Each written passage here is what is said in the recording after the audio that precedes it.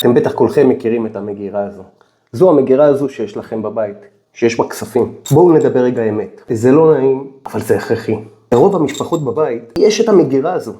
המגירה הזו שנמצאים בה כספים. המגירה הזו שאתם זורקים לתוכה את כל השקלים והאגורות והכספים הקטנים שאתם מקבלים כעודף, שמצטברים אליכם במהלך השבועות. הכסף שנופל מהכיס, העודף מהקניות של לחם ביום שישי. הטעות השקטה זה לחשוב שזה כסף קטן. המגירה הזו היא לא סתם בלגן. המגירה הזו היא סימפטום לניהול כלכלי רשלני. מי שלא סופר את הכסף במגירה, בטח לא סופר את תשלום העמלות בבנק.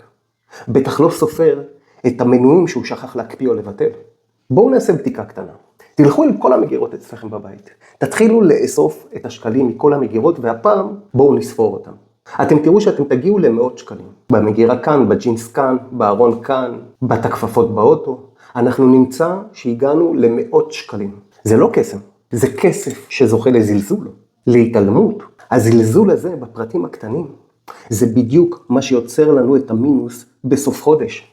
לרוב המשפחות בישראל, העושר לא מגיע מעסקת חד פעמית ענקית, עסקת ענק. העושר נבנה מהיכולת לנהל כסף, מהיכולת לנהל אפילו שקלים בודדים. אז מה אנחנו עושים היום?